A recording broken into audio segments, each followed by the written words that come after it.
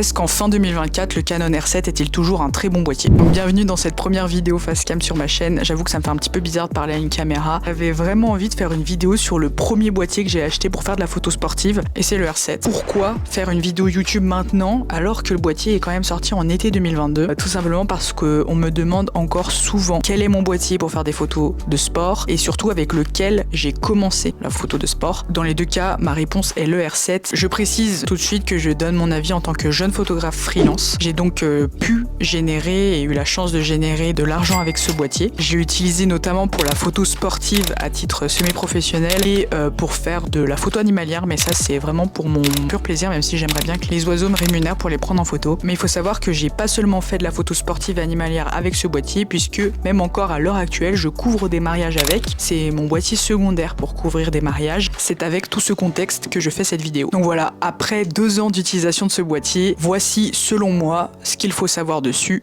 avant de l'acheter. Le R7 est un des boîtiers hybrides de la gamme EOS R de chez Canon, et ce boîtier R7 est doté d'un capteur APS-C. Qu'est-ce que c'est un capteur APS-C? Il faut savoir que le format APS-C, qui veut dire Advanced Photo System ou système de photo avancé pour les moins bilingues comme moi, est un format de capteur. La principale différence entre l'APS-C et le plein format est la taille physique du capteur d'image. Le capteur plein format est plus grand que le capteur APS-C. Un des avantages du capteur APS-C par rapport au plein format, c'est qu'étant donné que le capteur est plus petit, alors l'appareil va être plus léger et plus compact. C'est le cas du R7 qui est un appareil photo compact, très léger et facile à prendre en main. Mais cet avantage peut être aussi un inconvénient pour les personnes avec des grandes paluches. Je pense avoir la bonne taille de main pour le porter, puisque vous voyez, j'ai pas de sangle. C'est pas vraiment un conseil, je serais pas responsable si vous faites tomber votre boîtier, mais en tout cas moi ça me va parfaitement. Et enfin, un des derniers avantages parmi tant d'autres du capteur APS-C, c'est le fait qu'étant donné que le capteur APS-C agrandit les sujets les plus petits ou les plus éloignés dans le cadre, c'est une des raisons qui fait que ce R7 est un très bon boîtier pour la photo animalière ou la photo sportive. Là on n'a pas forcément les sous pour acheter des objectifs avec de très longues distances focales. Le facteur de recadrage 1,6 est un véritable avantage pour l'animalier et le sport. En revanche, faites attention lorsque vous achetez des objectifs pour faire du portrait. Par exemple, ce 35 mm sur mon APS-C n'est pas vraiment un 35 mm. Donc voilà, il faut toujours réfléchir avant d'acheter un objectif, faire un petit peu de maths. Aussi, j'aime pas ça, mais bon, on n'a pas vraiment le choix. S'agissant des caractéristiques techniques et physique de ce R7. Tout d'abord, notre R7 a un écran orientable. Cet écran tactile mesure 7,5 cm et dispose de 1,62 million de points. J'adore cet écran à titre personnel, mais j'ai vu aussi globalement que des très bons avis dessus et sur les écrans Canon en général, du moins de cette gamme EOS R, car il fonctionne comme celui d'un téléphone. Tactile est très bon et l'orientation est vraiment pratique pour toutes sortes de prises de vue. Deuxième chose à savoir, sur ce Canon R7, nous avons un double emplacement de carte SD, ce qui est très pratique. Personnellement, j'utilise une carte pour l'enregistrement photo et une autre pour l'enregistrement vidéo. Donc ma carte pour enregistrer les vidéos est plus rapide que celle pour enregistrer les photos. L'autofocus maintenant. Le système d'autofocus du R7 couvre et suit les sujets sur pratiquement l'intégralité du cadre et garantit un autofocus rapide et précis, et selon Canon, même lorsque le niveau de luminosité est faible ou avec des ouvertures maximales aussi petites que f.22. J'aimais quand même une petite parenthèse là-dessus, je suis moins convaincu par l'autofocus du R7 en basse luminosité. Ça dépend, par exemple lors de photos sportives avec une très faible luminosité. Des fois on a des gymnases malheureusement qui sont vraiment pourris, et c'est vrai que j'ai connu mieux en termes d'autofocus en basse lumière, mais le travail est toujours fait. C'est juste que comparé à d'autres boîtiers que je présenterai peut-être plus tard, pas le mieux, mais bon. Pour cette gamme de prix, c'est très bien, et un des très bons points de ce R7, ce qui fait notamment qu'il est fait aussi et surtout pour les photographes animaliers, c'est qu'il est capable de reconnaître les oiseaux même en vol. Donc franchement, il y a de quoi vraiment s'amuser. Globalement, pareil, très satisfaite de cette capacité de reconnaître soit les personnes, les animaux ou les véhicules. Canon ajoute que les photographes sportifs apprécieront la possibilité de suivre les gens lorsqu'ils se déplacent rapidement et de manière imprévisible, même lorsqu'ils regardent dans une direction différente ou se retournent. Et je suis d'accord avec Canon sur ce point-là aussi, puisque j'utilise ce boîtier pour faire du handball, du foot, du rugby, du basket fauteuil, du volley, de la photo automobile aussi. En tout cas, s'agissant des personnes, donc lorsque j'étais dans des gymnases avec des luminosités normales, il a rempli son objectif à chaque fois. À chaque fois, j'avais un autofocus qui pouvait suivre les joueurs et qui était assez performant pour le faire. Au niveau de la stabilisation d'image, Canon l'a décrit comme étant d'une autre dimension. Rien que ça. Le R7 dispose de 7 vitesses de protection contre le flou de bouger, ce qui est appréciable pour prendre des photos en longue exposition à main levée ou lorsqu'on veut flouter des sujets en mouvement sans avoir à utiliser un trépied. Et c'est vrai qu'en photo sportive, il y a certains styles qui peuvent être donnés en photographiant avec une longue exposition et c'est faisable à main levée. Après attention, il n'y a pas de miracle non plus. Je préfère à titre personnel, lorsque je fais ce genre de photos, utiliser un trépied, mais j'ai déjà essayé sans trépied et ça se fait très bien aussi. Essayez de votre côté, vous me direz ce que vous en pensez. Toujours concernant cette stabilisation, il est vrai qu'on peut également filmer en marchant avec l'appareil photo dans les mains. Le stabilisateur fait plutôt bien le travail. Le R7 est conçu pour réagir rapidement. En effet, ce boîtier est doté d'un processeur DigiX qui garantit un contrôle dynamique et une latence minimale du viseur. Il est possible avec ce R7 de capturer jusqu'à 42 fichiers RAW et 126 fichiers JPEG en une seule rafale de 30 images par seconde. Et il est possible aussi avec ce boîtier de capturer des fichiers RAW et JPEG à une vitesse de 15 images par seconde ou jusqu'à 30 images par seconde grâce à l'obturateur électronique silencieux. S'agissant de l'obturateur électronique silencieux, c'est vrai que c'est un véritable avantage sur ce boîtier puisque lors de prestations, notamment pour les mariages, il faut se faire déjà discret de base. Lorsque vous êtes par exemple dans une mairie, une église ou tout autre bâtiment, le silence est apprécié. C'est vrai que d'entendre des obturateurs hyper bruyants, ça peut déstabiliser ou vraiment peut-être sortir même les mariés de moment, ce qui est hors de question. Du coup, moi, l'obturateur silencieux, c'est vraiment un objet avec lequel je travaille énormément lors des mariages, afin de rester le plus discrète possible parce que c'est super important. Je savais pas que c'était aussi physique de faire une vidéo.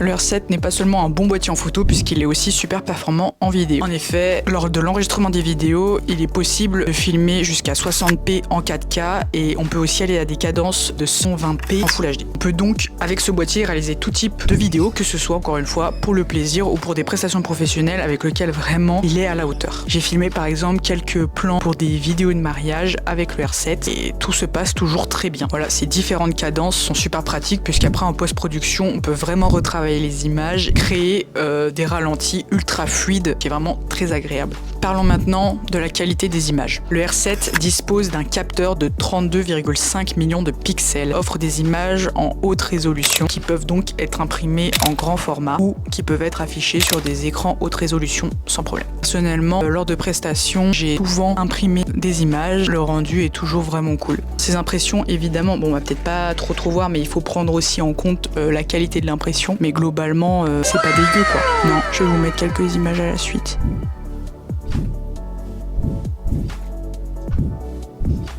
Il y a aussi elle qui a été imprimée en plus grand format. Si vous voulez des tailles, il faut acheter ces photos, qui sont d'ailleurs à vendre, si vous les voulez. S'il y a des joueurs qui passent par là, ou des personnes intéressées pour les impressions des photos, écoutez, vous m'envoyez un petit message. Voilà, globalement, vous avez une petite idée.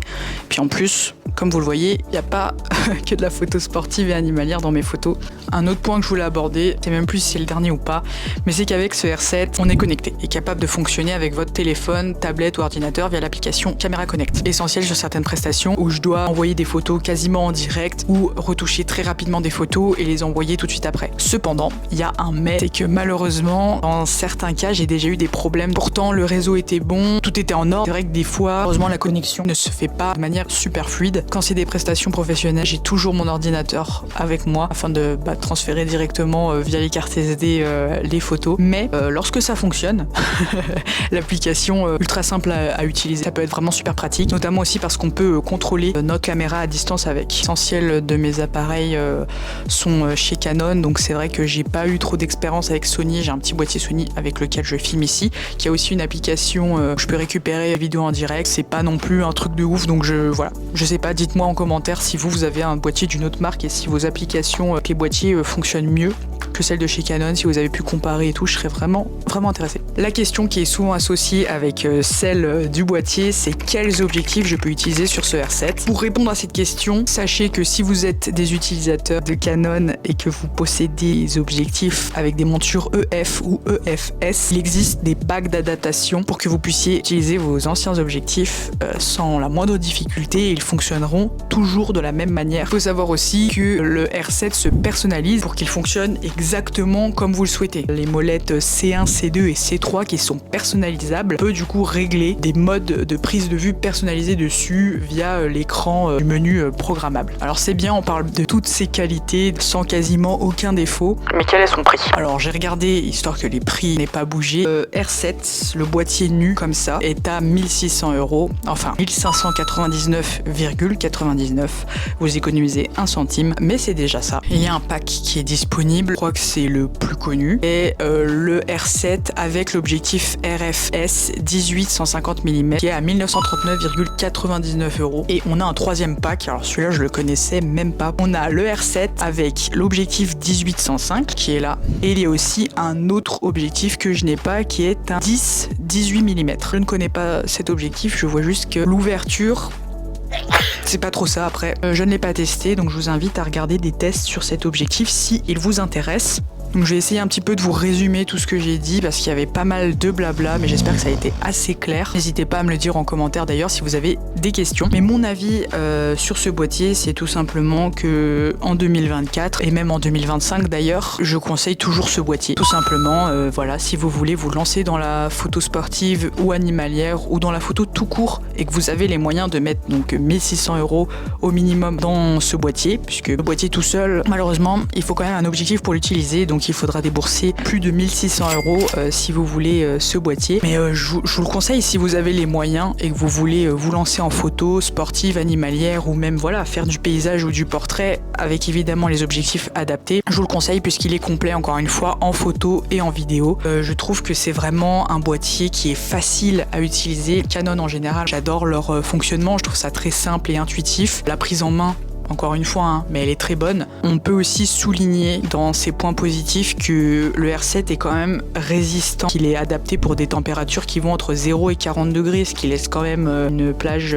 d'utilisation assez importante. Il est quand même résistant à l'humidité et à la poussière, que vous soyez amateur, semi-pro. Donc encore une fois, moi c'est un boîtier secondaire maintenant puisque j'ai eu besoin d'investir dans un autre boîtier pour faire certaines prestations que je vous présenterai plus tard avec plaisir. Pour moi c'est un 10 sur 10. Je connais maintenant des personnes qui ont acheté ce boîtier en premier boîtier, qui m'avaient demandé, qui sont vraiment satisfaits des photos qu'ils font avec et même des vidéos. Donc c'était mon avis, et j'ai aussi évidemment regardé l'avis des autres utilisateurs puisque je trouvais ça intéressant de voir aussi ce que les autres en pensaient en regardant les revues sur YouTube, puisqu'évidemment je ne suis pas la première et je ne suis pas la dernière à faire une vidéo sur ce boîtier. Les avis sont globalement hyper positifs. Je vous invite à me poser vos questions si vous en avez d'autres en commentaire. Pour être plus complète sur cette vidéo, mais j'ai pas envie qu'elle soit trop longue pour la première, je vais faire un test de ce R7 dehors directement, pas encore trop dans quelles conditions etc. Je vais voir, j'espère que cette vidéo vous aura plu, qu'elle n'aura pas été trop désagréable à regarder. Si vous avez des retours constructifs ou des critiques constructives, je prends tout, tant que c'est bienveillant, je prends. En tout cas je vous remercie vraiment d'avoir cliqué sur la vidéo et d'être resté jusqu'à la fin, et puis nous en théorie on se voit bientôt. Ciao.